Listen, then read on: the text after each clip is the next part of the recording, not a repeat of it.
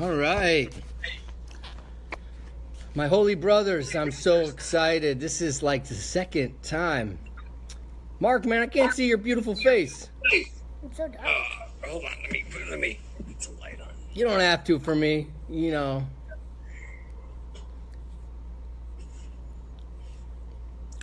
Go there. Okay. All right, well, Gedalia and Ellie, Gedalia said he has his intention is to reach thousands of young people and young adults with the light of Emunah in an enjoyable way, and may this project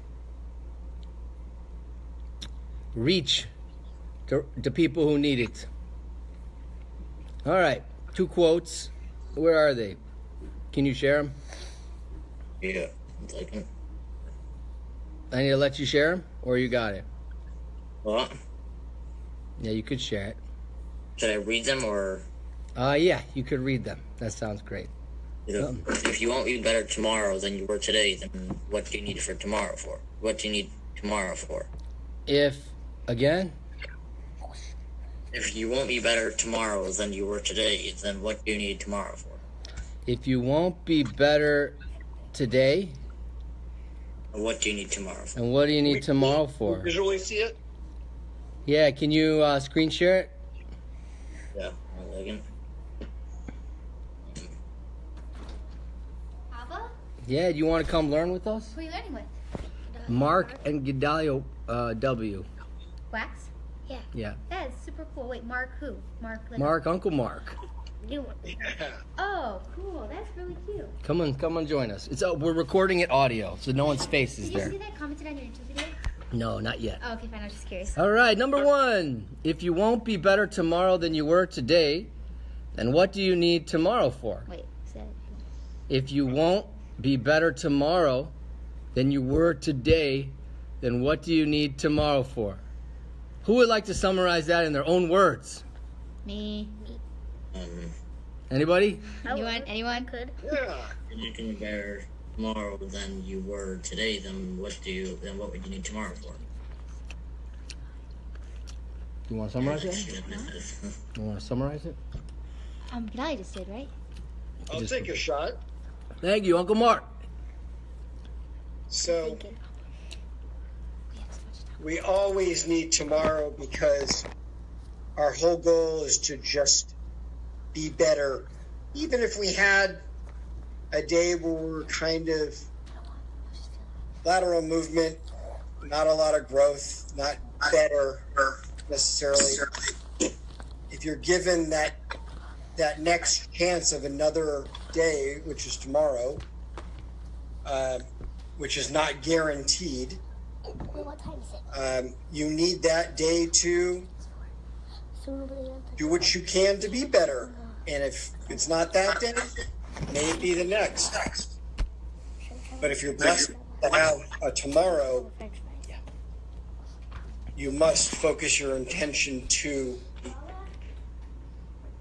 I don't like to say improve because we're perfect the way we are, but Yeah, learn, no. grow, more mitzvot,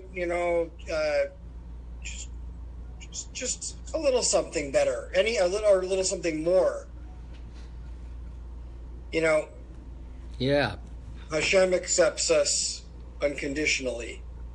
So Do we accept unconditionally? Usually. no. I like to say, if it's good enough for Hashem, shouldn't it be good enough for me? Yeah, but that's the challenge. Wait, how you long know? did you say you're doing it for? Just a few minutes. I'm just That's wondering. all right. No. So, Eden, do you have what do you think Hashtag. about this? If you won't be better tomorrow than you were today, then what do you need tomorrow for? Well, I think that it's also helping you if you make a mistake to feel better about it. Like if you feel bad about something you did, then you realize, okay, well, you could try again. You have another day to try again, and you're not done. It's not over. In other words, if you want to be better. Yeah, I feel like it's more like applying to that. Mm-hmm. Okay. Ellie? Yeah? You have any thought about what this means to you?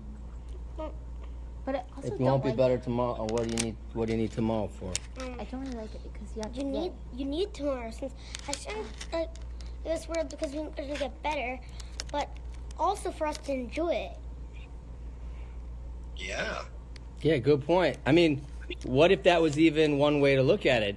If you won't be better at being joyful tomorrow than you were today, then what do you need tomorrow for? Because, hey, I want to connect with life and be happy more. Yeah.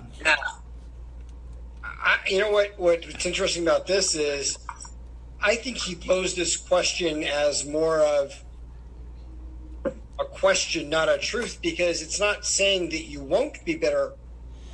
It's just saying if you won't, you can say, you know what? That's not true for me. I'm going to be better no matter what. I'm going to do something to add light each day. So you can reject that statement. In other words, it's like a rhetorical question that's a challenge. It's a challenge to us, saying, hey, you're here to grow, and there is no purpose for tomorrow except to grow closer to Hashem, to improve ourselves.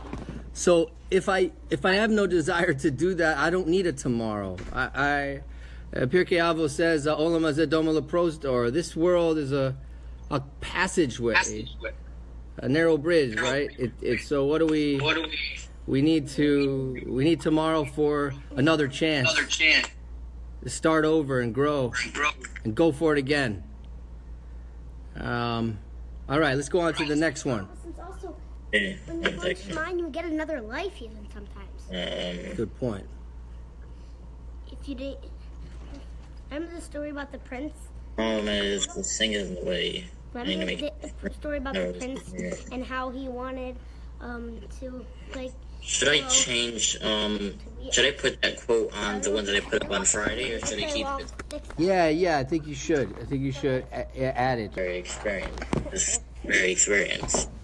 The more persecution and hardship they suffer, the more they must return to God for relief, because there's no other solution. This is how persecution and suffering brings us closer to God. Yeah. That sums up Emunah completely. Totally. Yeah.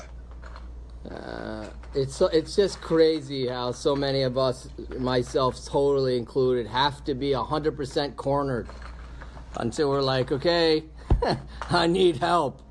I can't do this. We so badly as humans want to feel a certain type of esteem, like I did this all by myself, like a little boy. I did it all by myself, Daddy.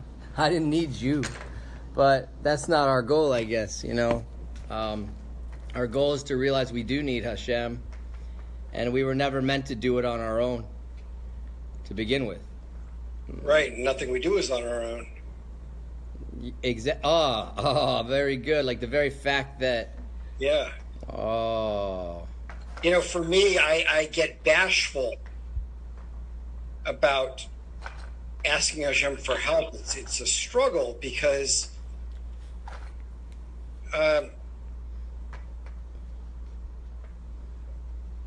do I want to really ask all the time for every little thing? And the answer is yes, because all he wants to do is give. So that's not fair for me to withhold that.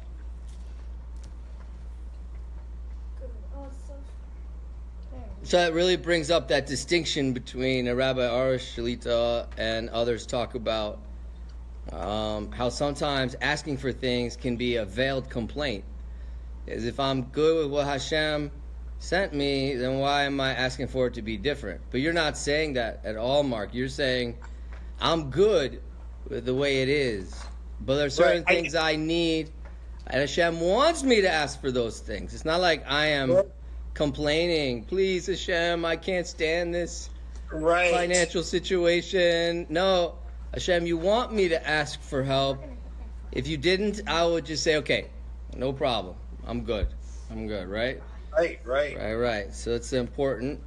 I've learned to kind of reframe it rather than asking to change things or asking for things. I've moved on to, please help me with a new perspective, or have the strength, or the intelligence, whatever it is, to get through a situation, rather than asking him to rectify it or change it in any way because it's perfect, because that's how he wanted it. So it's more about, what do I need to do, Hashem, to conquer this? And please help me with that. Please give me the tools to endure this and to get through this.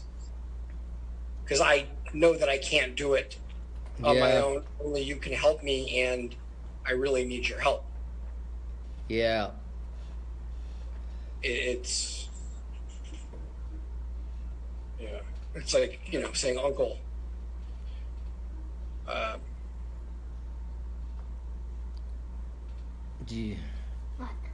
Does it make sense to you, Ellie, that Hashem puts us in a situation that's beyond what we can handle, so that we would come closer to Him and realize we need Him? He wants to give it to us, just He needs to make us in a place that we will, since we usually just think we could do it on our own, but we can't. So He has to force us to be in a situation that we are forced to ask Him for.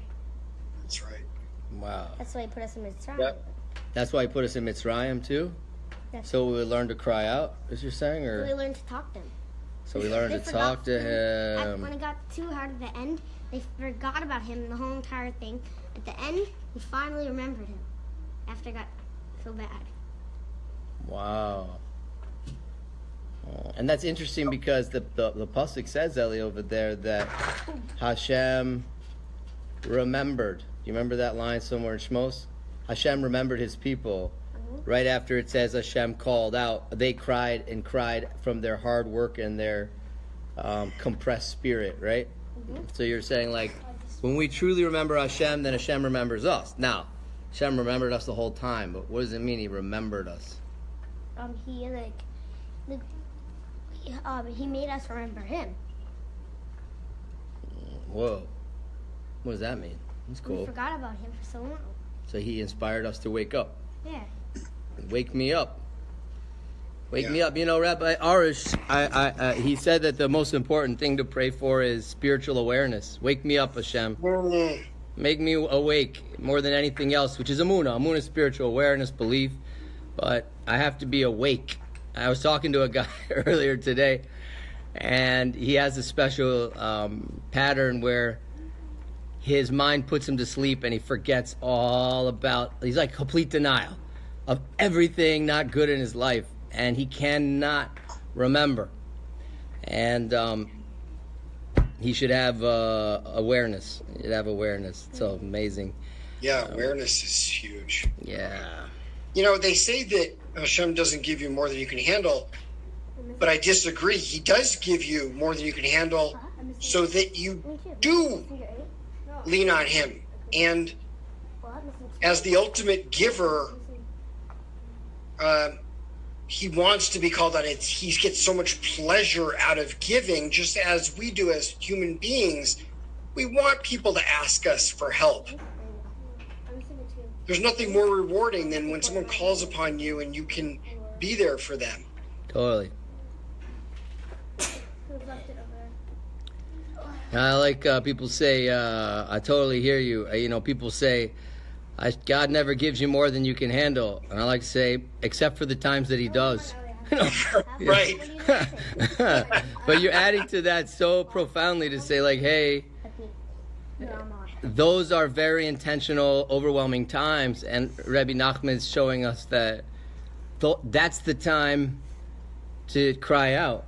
That's the time to cry out. So maybe that's also actually a tool. If God gives me something I can handle, I'm not asking, I'm building, I'm thanking. But if it's something I can't handle and I'm knocked over, then I gotta call out. And that's, by the way, the mitzvah of the Torah, the 613 mitzvahs. The mitzvah of davening is when a person finds themselves in suffering, Call out to Hashem. Call out to Hashem. So, wow. Let's go, guys. Afilu behastara shebetoho. Come and hear your voice, Q. Bevadai gam sham nimsa Hashem ibara. You know, if